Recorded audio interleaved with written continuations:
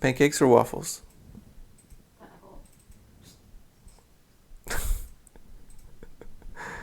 It is May 19th. And after taking through the account, I want to talk about how to handle bear markets, or at least some options that you could have on handling down markets, losing money, etc. So first of all, it's gonna be green, but I'm actually down about $1,000 from yesterday. Um, I'll take you through the account first. Sitting at about 159 at the moment, mainly due to Apple's downturn.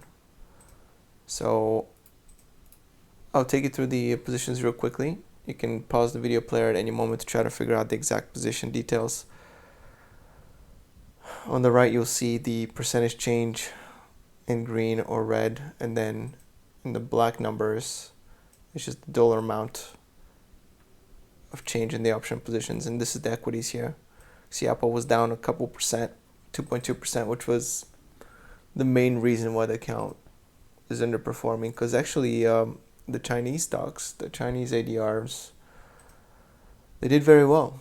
They did very well, mainly because some of the big bankers think, or some of the analysts of the big bankers think that regulatory pressures from China could be easing. So that's why. So virtually all of the Chinese stocks were up today, mainly JD. I think JD is actually doing extremely well business-wise from what I can tell. Even through these harsh environments, they're managing to thrive. And so they're kind of up a lot. I think even NEO was up quite a bit today. Let me look it up for you guys. NEO. Oh, it's about the same as JD. So about 5% or so. But JD is doing really well when it comes to its business. The stock price is just going to trail down with the rest of the Chinese market. But honestly, it hasn't been down nearly as much as, let's say, Alibaba. It's only halved in price, where Baba's been decimated. Okay, it's almost. It's down 70 plus percent, I think. Let's take a look. Let's take a look at Alibaba. So 1 year charge down 60%, but I think since October 23rd, it was 309. Now it's at 87. So it's about 70% here. It's quite the downturn. It's very big. Okay, so equity positions. So I'll keep flip-flopping here. Everything else was relatively stable. Goldman Sachs is up $360 for me. And by the way, I bought some more Apple, because I think it's getting to that territory where it's going to be undervalued. I mean, my fair value assessment for Apple stock is about $125. It's 137 now, but I don't think the market will allow Apple to go down to 125. It could, at which point I will be concentrating my account into Apple. I'll probably sell a bunch of stuff, including the off shares that I have in Goldman Sachs, probably sell VIPS, and any other cash that I can scramble from the rest of the account, and then put it all into Apple, because I think that at this price, at 125 fair value, it's got a lot of potential. So for reasons that I may or may not discuss, actually, let's go to Stocks Analytics, just do a really brief overview on Apple. And so you can see currently sitting at 22.38 price to earnings ratio. Revenue growth trend, let's go to quarterly, is still really good, unaffected, it looks like. Gross profit. What I want to show you here is the shares outstanding. They've been constantly buying back shares, right? So currently they're sitting at 16,403. They used to be over 25, used to be 26 back in 2012. So they've been reducing the share count over the last 10 years massively, which is great for people who care about the price of Apple. So growth dividend per share, constantly increasing the dividend, and the payout ratio is still low. We can go to dividends here. Let me see if you can catch all this info. Yeah, you can see dividend growth 6.59% at the moment. Payout ratio is only 14.2%. I mean, the company is just so strong and so massive. And let's go to the statistics. So you can see they're not holding a lot of debt. I talked about how to calculate that, right? You just subtract market cap from enterprise value and figure out how much debt they're holding overall. Although the accounting is different. Like some things counts as cash, some things doesn't count as cash. It's not that clear cut. So you may want to look into the balance sheet to try to like find out more in detail their actual financial situation. But just from a overall assumed metrics, you can always just look at this graph. I like stockanalysis.com. It's free and it gives a lot of information. So I like to look at this just to kind of get an overview. The blue line is the revenue, and then the earnings is the green. So they're doing very well. A lot of people argue it's overvalued, and that's fair. But the thing is, the company is such high quality that, and it's got a lot of new things that it's introducing. Everything from VR sets to cars to all kinds of stuff, and it keeps expanding its lineup of products that are offering, as well as growing their services portion. And I've always thought that the services actually is like the way to go. I talked about this maybe a couple years ago, where I think that the new frontier, the new battle for businesses is basically like monetizing their platforms, right? So if you take a look at the iPhone as a platform, then you can overlay software that you can sell to all your hardware user base, and then, or you can take a look at a company like Tesla, for example, where the car is the platform, and then they can sell to their platform users, to their hardware users, all kinds of software. Really easy access, really easy to offer. They can make a ton of margin on those offerings. The way the moment that dawned on me actually was Amazon, when they started giving out nearly free Kindles. And I was like, why are they giving out free Kindles? Basically free. And then it dawned on me, they just want people to use the platform more so they can sell them software. But I think the mistake that Amazon did was they didn't make their product good enough, right? It's not something that people just want to hold around and use nonstop. Unlike the iPhone or a Tesla, for example. By the way, I'm not a big fan of Tesla. The cars. The company is fine, but I don't like the cars, which is reverse of what most people think, right? They like the cars but not the company. But I've been in quite a few Teslas now, and they seem a bit basic. And like, I don't mean basic as in technology-wise. Obviously, the technology is really good. Cutting-edge technology. They're super fast, handle well enough, and the acceleration is ludicrous. No pun intended there. But just the interior feels a little plasticky and cheap, and the whole iPad in the middle of the car thing bolted on there just seems very... it's not minimalistic design. It's just design seems to be kind of like an afterthought. They're just going for, put everything together, but don't really care about like the user experience. Whereas a company, let's say like Apple, cares quite a bit about the user experience. I mean, that's the whole mantra of Steve Jobs, right? That's where the culture started. Or a company like Porsche, for example, cares about the user experience, or the motto of BMW, for example, right? They make cars for drivers, etc. So you got to start from the experience of the user first and then work your way down. But since we're on the topic of Tesla, let's take a look at Tesla. It's one of the top 3 trending stocks today, Apple being the other one. The way you find that is right here, trending. Apple number 1, then it's Bright Green Corporation. I don't even know, never heard of that company. I don't know what they do.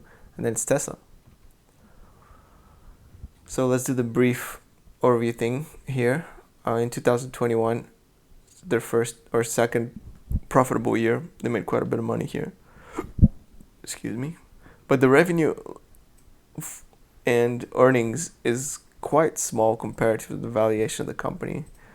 Yeah, they have that platform potential, but and all kinds of other potential, by the way, with battery and etc. But it's really overvalued for the money that it's bringing in right now, and the money that it's going to be bringing in over the next few years. So it's only 50 billion in revenue here, and really only 5 billion in earnings, where the company is like $1 trillion valuation. Let's see what it is. Oh, it's not quite $1 trillion anymore. So market cap is 735 billion, and enterprise value 721. All right, so they're holding on some cash. Metrics, P ratio is 96. Price to sales is 12. It's really high.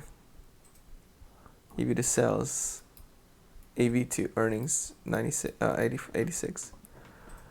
All right. Let's take a look at the numbers real quick. Very impressive revenue growth. Let's see quarterly. Very impressive. Okay, so they're doing really well. They're growing like a monster. See, actually starting to they're into that exponential phase now, I guess. I'm actually starting to like Tesla as a stock more, even though I don't like the cars as much. It's like the opposite of what I guess my opinion was 2-3 years ago. Let's see, they do keep diluting the shares, but unlike Tattooed Chef, which is a company that I covered yesterday, Tesla, even though they are diluting the shares, they're selling shares, it's at a lot slower rate, and they're getting so much more revenue, so much more sales as a result of that. So if you put that into a ratio, they have a much better ratio than a company like Tattooed Chef, which is just burning through their shares. So operating margin, I mean, that's really good. They're really kicking it into gear. No pun intended. They actually don't have gears. The cars don't have gears. All right, back on topic. So the topic is how to handle the downturns in the markets, right? So there's a few philosophies here. Philosophy number 1 is, if you're a passive investor, right, if investing is not your kind of like your full-time thing, then you're probably invested in index funds and bonds, or some kind of ratio between the two. Or maybe you have a third diversification lever like gold or something else, corporate bonds, muni bonds, real estate, you name it. And the best thing to do at this point is to just basically hold tight. Don't do anything. Let the bear market ride out. Maybe there'll be another 25% downturn from here, but you can't know that, right? At this point of today, you can't know that there's going to be another 25% downturn. It's impossible to know. So let's say, if you were new to the game, or if you're just a passive investor and not actively managing things, let's say you sell half of your position now, or even all of it, and you're into cash and waiting for that downturn to end. Well, how are you going to know when it's going to end? Right? What if today is it? And then you're sitting on these losses, and the market's taken off, and now you miss out on the opportunity to ride that wave. I mean, you're going to be actually losing quite a bit, because now you're sitting in cash, you're losing purchasing power due to inflation, you're not keeping up with the markets. it's bad, right? So we don't want to sell here, even though it's painful to watch, right? We don't want, because we know that the market is eventually going to recover for many reasons. Now, that's not necessarily true if you're in some kind of foreign markets. A lot of these foreign markets can stay flat or even have a downtrend for 30, 40, 50 years.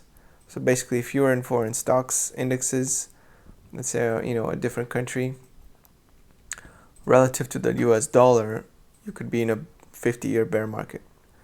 Now, that doesn't tend to happen in the States, and for many reasons. One of the reasons is because the the Federal Reserve and the government will not let it. Okay, they don't let, because they know that a lot of their political power is tied to the valuations of the markets, which are very closely correlated with the economy and the well-being of the average American citizen. So that's reason number one. But there's also many other reasons, starting with the business and innovation tradition in the U.S. to the extreme levels of financial manipulation and innovation by financiers.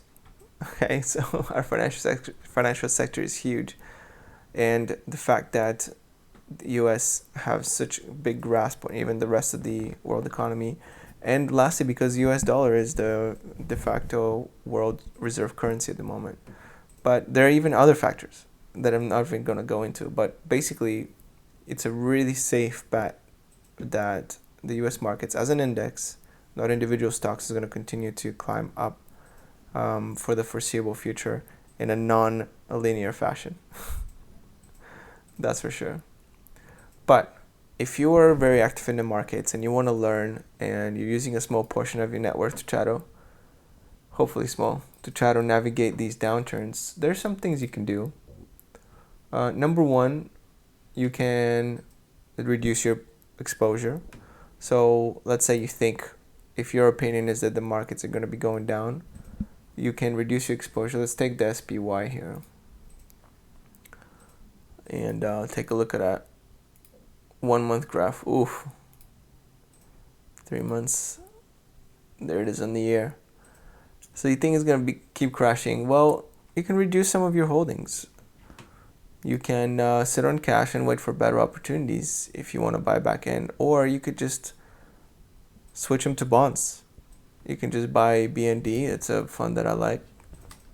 It's kind of like a mixed bond fund. So you can buy some BND. Right now it's probably a good idea because bonds have been in a bear market for a while. Or I think even TLT is another option. It's kind of like long-term treasuries. So you can buy some TLT, 20 plus year treasury bond. It's probably a good time to buy right now. I mean, inflation could go higher, rates could go higher. That's definitely possible. But relative to, the last 20 years or so, it's a pretty good deal. So this might not be a bad option to switch into bonds. Now, this is one of the rare occasions where bonds and stock market in the short term are kind of going in the same direction. So the real safe haven in the last few months has been cash. So if you have a lot of dollars, you're doing good. But which is ironic because the big worry of today is inflation, right? So holding cash and losing 10% a year in purchasing power is better than holding the stock market or the bond market. It doesn't make much sense, does it? So this is only a short-term phenomenon. Usually in downturns, correlations go to 1, and then everything gets lowered in valuation relative to the US dollar. So it's a short-term phenomenon, and there is going to be some kind of rebalancing at some point. When that point is, I don't know, but my bet is going to be in the next few weeks. There's going to be some kind of rebalancing.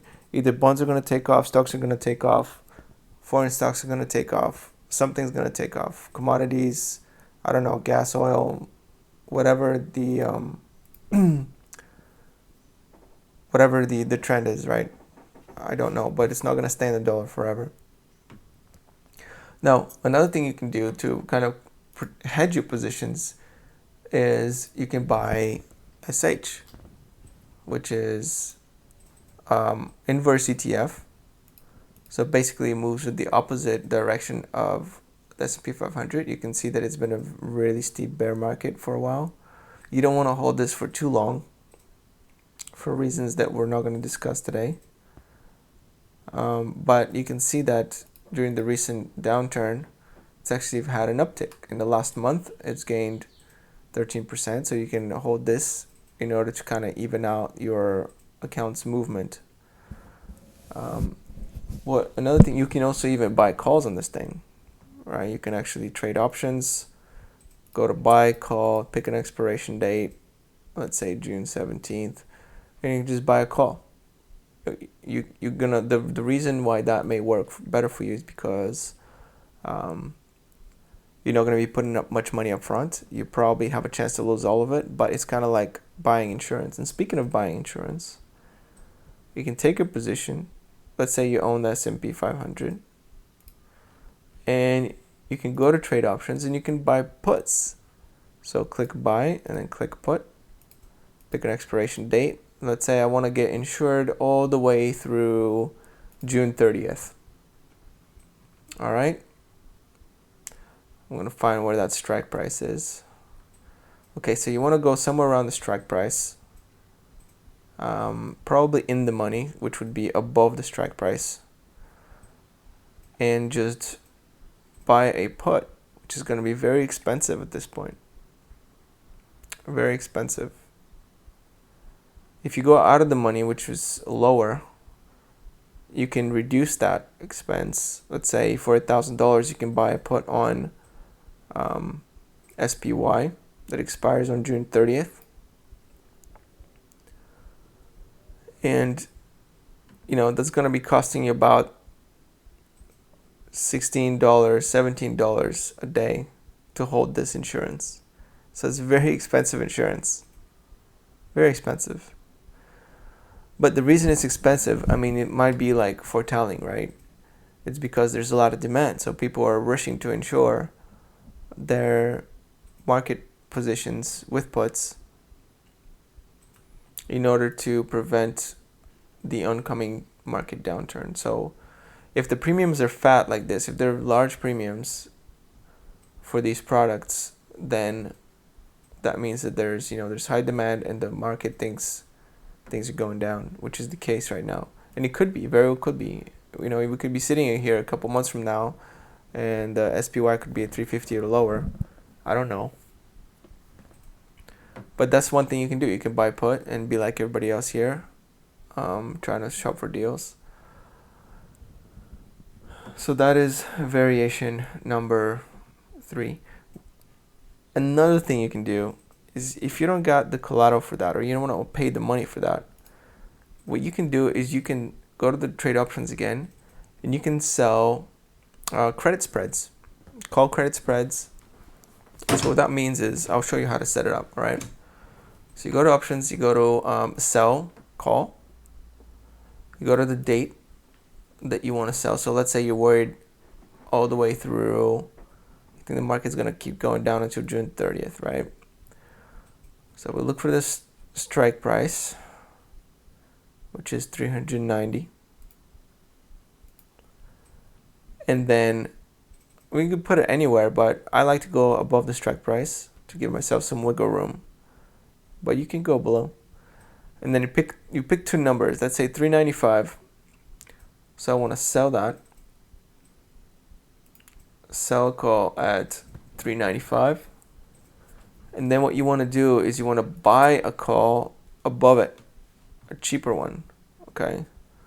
Let's say this one here at 396. But you could leave yourself quite a bit of room. You can go to 400, let's say. So you can like the difference.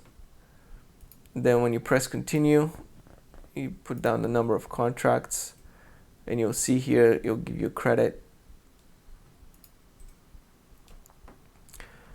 It says call credit spread up top. Robinhood is very intelligent and knows exactly what you want to do. So it says call credit spread. And then you can submit. So you'll see here that you only need $500 collateral per contract, and you're going to receive $229, which is a good deal, right? I mean, if you think that SPY is not going to be higher than the current price by June 30th, you could be collecting, almost 50% profit on your collateral, right? If SPY goes over $400, then you would lose your collateral outright. But if you don't think that's the case, then you win. $229 if you submit this trade.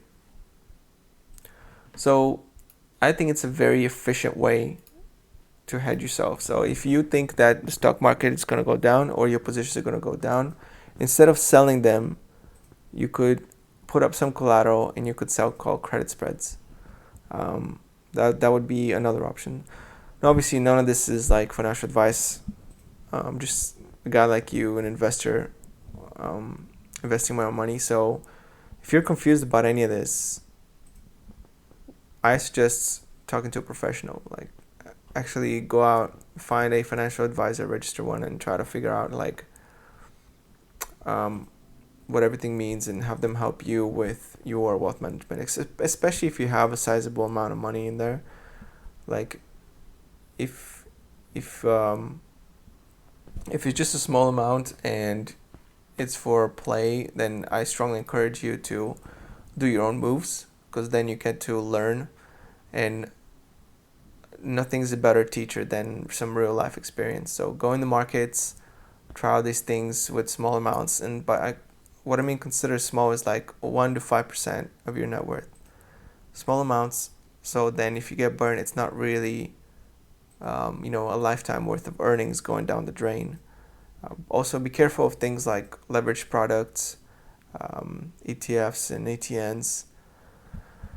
There are mechanics that work against you, so make sure they're more than well educated if you're going to go into things like that. Even options are a bit hard to grasp. Like, I gave you some examples with options here, but I suggest reading up on options quite a bit, watching videos on how options work and everything, so you have a really good grasp of what's actually going on before you embark on these ideas. Okay, hopefully that helps you manage some of the downturns psychologically or technically. And I'm going to end it right here. May or may not have another video coming out today. All right, peace.